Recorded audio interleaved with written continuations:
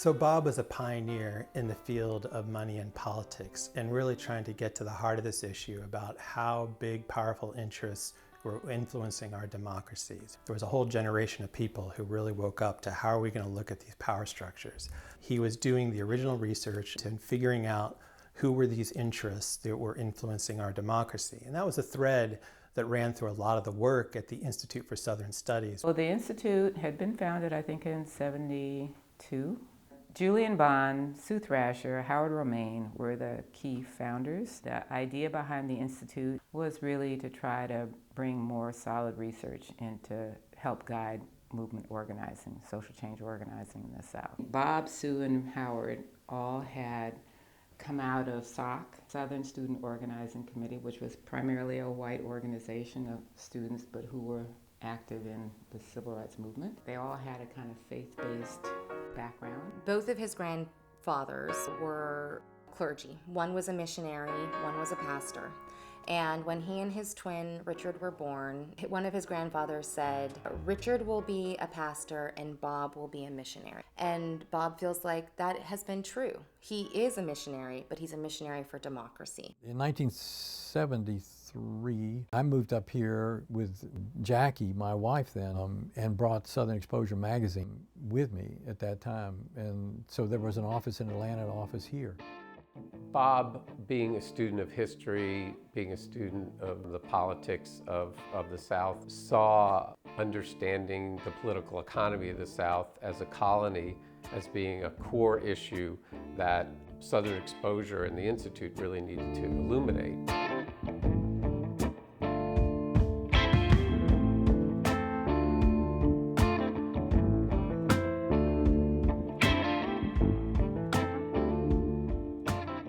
Bob's work was really into the research, and he was quite driven by it, handling all that, detail numbers and all in the early publications that we did, all those charts. And I actually ended up being the one to draw many of the charts. I could handle a tedium. All that data, that was all Bob's thrust. Bob was a pioneer not just in the field of money and politics, but really inspiring an entire generation of activists and researchers and scholars about this question of who holds power. Who are these people? What do they look like? What's their agenda? And most importantly, what can we do about it? And it was really in, I think, the early 1990s, a democratic reform project sprung up at the Institute, and that became Democracy South. At today's Democracy South seminar, speakers voiced their concerns about the need for change. A political system that cuts out folks who don't have money, power, and influence. And there's a direct line from that work to the work of Democracy North Carolina today.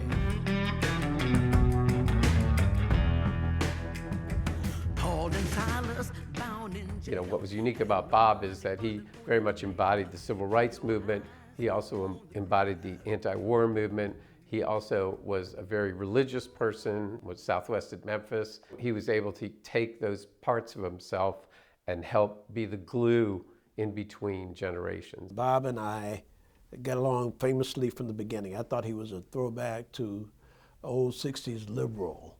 I knew what those folks stood for. North Carolina is not only one of the largest states in the country, it is typical of the states in the country where the huge majority of the campaign financing, the money to run elections, comes from very few people. Terribly corrosive effect on elections. In North Carolina, there was one leading organization with that understanding and said that's going to be the focus of our activity. Democracy North Carolina has played a very special role in doing that. There was a scandal, a campaign finance reform scandal with House Speaker Jim Black. And Bob was the first to really notice some inconsistencies in his campaign finances.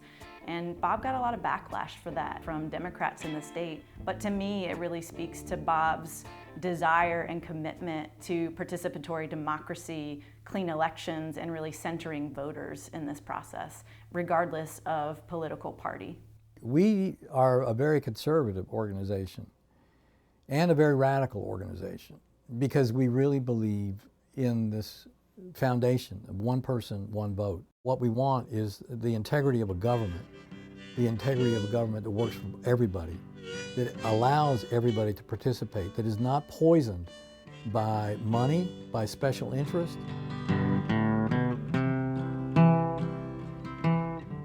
There were several real milestones and successes in the work that we were doing those days. I mean, the first thing probably was we enhanced disclosure of what was going on around elections and who was given money. The biggest achievement, I feel like, came on getting public financing for the North Carolina appellate courts, the Supreme Court and the Court of Appeals, and that was a multi-year effort. I think people have to struggle to say, I'm not going to be driven away. This is my country, by God. My voice is my vote, and I will vote, and I will tell my neighbors to vote, and I will organize to have my interests represented. North Carolina was in the worst 5 states in the country in terms of turnout. Democracy North Carolina's research and Bob Hall's work came forward with a whole package of reforms. As we organized, the people we were organizing started telling us, why don't we get better early voting? Why don't we get Sunday voting?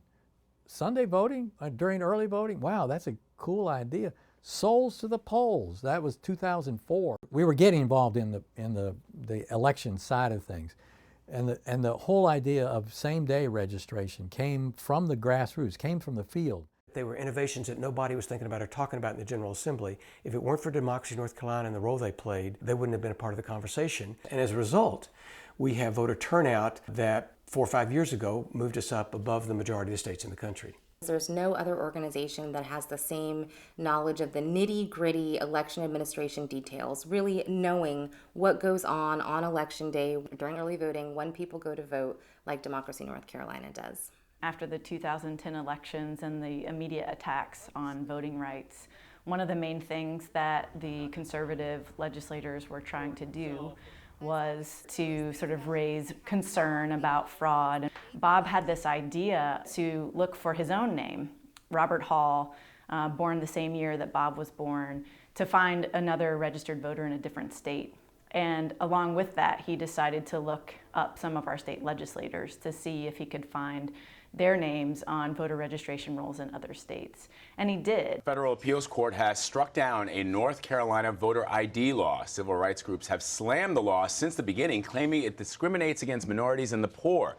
Supporters argued it helps prevent voter fraud. When you do the research and dig down into it, these legislators weren't registered in 2 states. It was just someone who shared their name and birthday. I really appreciated that effort by Bob, because not only did it highlight the issue of bad research and the sort of witch hunt around voter fraud that's been happening here in the past several years, but it did that in a way that grabbed people's attention. We've got a short statement, and then also have Robert Chadwick here, who's one of the voters who was falsely accused. I'm going to ask him to say a few words, and then we'll have questions and so on. Wrongdoing is wrong, and it must be called out and held accountable.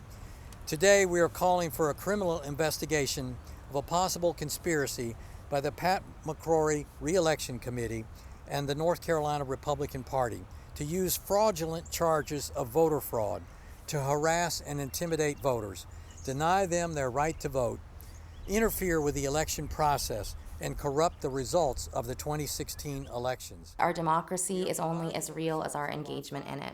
What we have is a state that has had a robust movement for civil rights and social justice. We've got institutions like Democracy North Carolina that have been a part of that fight. We're pushing for access for all voters. We're pushing for voter laws to be enforced fairly. We're pushing elections officials to do their jobs. We're working our democracy. We come here to protect a sacred history in which too much blood was shed. We come and we stand in the name of Medgar Evers, James Chaney, Andrew Goodman, and Michael Schwerner. To talk about voting rights is Mr. Bob Hall.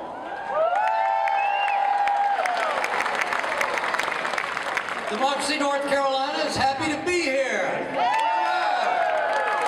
One person, one vote. Say it. One person, one vote. One person, one vote. Hear yourselves. One person, one vote. We will not be silenced. We will be heard. Bob is very clear that the work he does and has done has always been a part of the long civil rights movement. And today he reminds us as staff at DemNC that sometimes when we don't get the credit that we feel that we should, that's okay, because it's not about the organizational credit or the organizational brand, it's about our contribution to the broader movement. What I think Bob's work helped him get and understand was, how do you follow these institutional relationships? What does it mean to follow the money?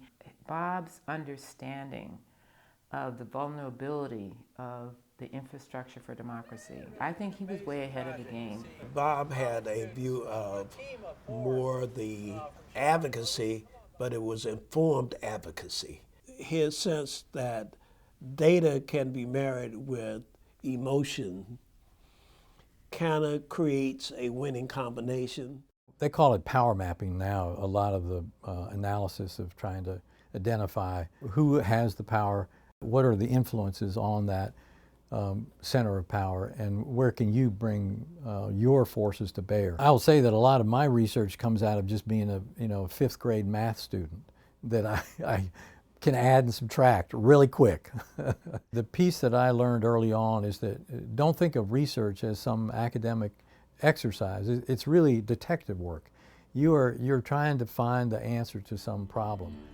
Bob has been the repository of good information that he's willing to share about how people vote, how many people vote, what the registration is, and that has helped inform the work that I do. Democracy NC's most significant accomplishment is building out, organizing staff and capacity to scale, and being one of the only organizations to make that level of investment. Particularly around voting rights, a national organization will call and say, we have this great resource. It's a How to Vote in North Carolina guide, and we want to make 300,000 copies of it. And Bob will say, he'll see it, it will actually have incorrect information. Or he'll say directly to them, like, we could actually produce this for ourselves and it would be actually correct, and you could just send us the money. We would go all over the state of North Carolina working with community members. I mean, this might be 15 people in Franklin out in western North Carolina, 10 people in Elizabeth City. But I always was struck by the wide diversity. Democracy North Carolina was playing a part in bringing people together. Well, Democracy North Carolina has these GOTV coalitions across the state in different counties, and those coalitions are made of a smaller organization. So let's say the local NAACP or another local community-based organization. And so they print materials in mass, whether that's voter guides or the Martin Luther King brochures. Bob was good at knowing different folks to call together to do things, but his trying to constantly work at developing relationships. Where he found an organization or local leaders, he would kind of plug in. His relationship with Reverend Barber right now is like his ideal. Say voting rights, the battle, we must fight, and we will win. Yeah, probably the classic Bob is, I'm gonna have this party and all these people are gonna come over, and it's like, we're gonna do a mailing. Yet another mailing. He would go to meetings, he would always have a box of envelopes that he's, addressing or folding, and it was constant. It is a fight. It is hard. It does take energy. It takes time. You don't win all the time. Over the long run, though, if you look, the arc of history points toward justice. We have to keep that in mind and keep fighting for it. First impressions, I thought he was a curmudgeon. The thought, that comes to mind, but I don't mean that literally, more figuratively, that he worked night and day, that he seemed to never stop working. I thought perhaps he didn't sleep, or maybe there were two of them and we only got to see one of them. When I first started working with Bob and his daughter Cecilia was still in high school, and Bob works from his home, I would call and you'd hear in the background this operatic voice. That was his daughter, Cecilia. I just always remember that and thinking about, gosh, that's pretty nice. Some of the meetings I would go to his house, deep in the woods, and it was a beautiful place, and I know he walked the dog and he spent a lot of time outside, and that's when I kind of learned, like, he's finding time to do the reflection or to take the breaks that he needs. Bob's motivation for this work comes from a place of being a helper.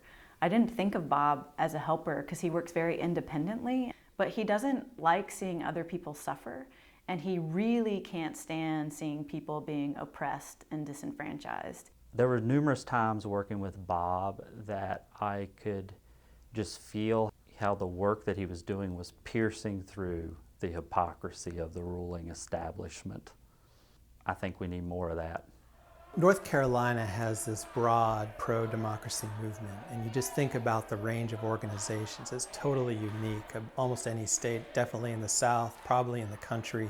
And these are all groups that were inspired by, informed by Bob Hall. Bob was only a couple of years older than I was when we met, and he's still only a couple of years older than I am today. The thing that's always seemed true to me is he seemed to have a pretty good, far-sighted sense of what to do and how to do it, a sense of strategic vision. I would just say the thing that I appreciate a lot about Bob is that he is a white male with a great deal of privilege, running an organization that leans into being an anti-racist and a leader in that space, and really calls questions to, like, how is this helping engaging the people most impacted by the things that we're fighting, whether that's voting rights or environmental reform or other types of issues, housing issues. There's so many different issues. I love him deeply, and I'm going to miss him as the leader of Democracy North Carolina, but I don't plan to let him get too far away. Paul and Silas, bound in jail, had no money for to go their bail. Keep your eyes on the prize. Underlying a lot of this, yeah, there's certainly persistence, tenacity, commitment, audacity, experimentation, opportunism when you see a chance, when you have a little bit of a glimmer of where it's going on, go for it.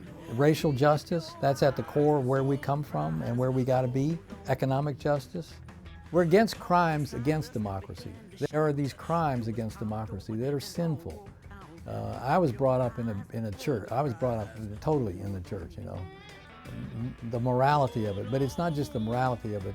There's the material reality as well. There's the values and the material reality. And the substance and the pain is real. And people got to battle that. And that's what I think, people have to feel that and then apply all the skills they have to fight.